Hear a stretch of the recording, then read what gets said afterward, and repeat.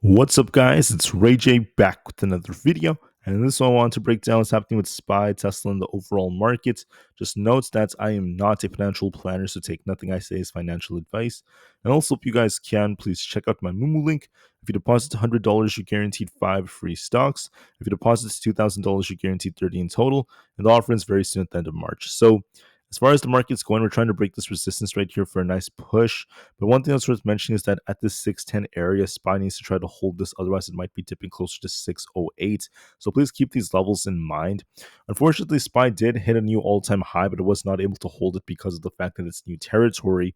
And I didn't see anything too significant in the news. I think this has more to do with algorithms. They're just choppy right now. So right now, the market is just essentially shuffling. So just to be very frank with it, we're just seeing a big shuffle.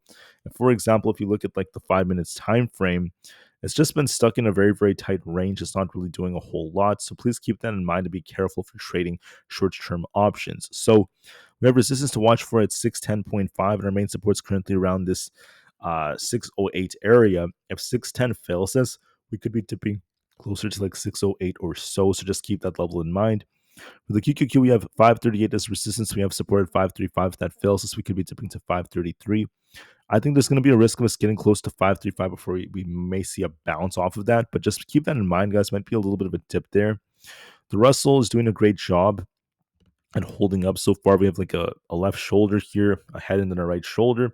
We're watching to see if we end up holding 226 as the main support, and then if we break the resistance at 227, we're looking for this gap fill or this imbalance fill towards 228.9. So we're kind of stuck in the middle.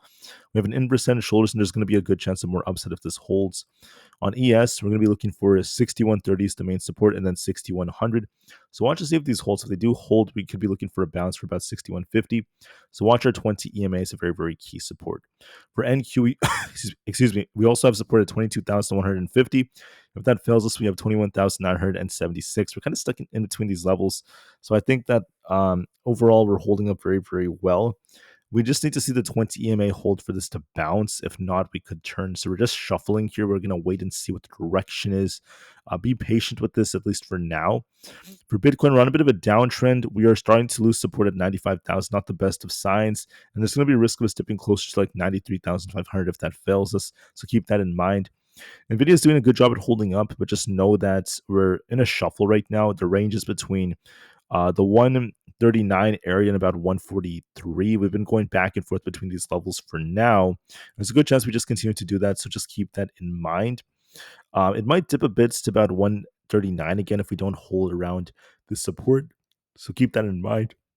As far as Tesla goes, we also have a very, very similar trend. We have a left shoulder, head, and then the right shoulder, a range bound between 362 and 348, going back and forth between these levels for the last couple of days. There's a good chance that Tesla continues to shuffle, so just keep that in mind. Until we see one of these levels break, we're just range bound, unfortunately. For Apple, we dipped to 242 as predicted. Now we're just rebounding. So as long as we hold above 242, we could eventually try to bounce back up for about 248. If we lose 242, we're going to be at risk of dipping to about 240. So just keep that in mind. For coin, we're looking a little bit weaker. We're going to be at risk of maybe dipping to about 265. It's not really making that big of a move. Amazon is showing some weakness. We have been losing support, especially with this bearish structure. Our support to watch for is at 225. We'll see if we close above that or not. If we don't, we're going to be at risk of dipping to the lower 220s. So just be careful with Amazon. There's that risk of downside. Meta is looking a little bit weaker because we need to try to get back above 724. If we can't, 708 is going to be a potential target. Microsoft is very flat right now. We have 408 and then 410 as our range. There's going to be a risk of it dipping to like 405 if that fails, by the way. And then Google has supported 185. It needs to hold this. Otherwise, it could be dipping to 183. So that being said, guys, I want to thank you all so much for listening. I hope you guys have a good rest of your day. The market's very choppy, very much just shuffling for now. If SPY does not hold 610, if we hold below that for like 30 straight minutes, there's going to be a risk of us dipping to about 608. So just keep that in mind.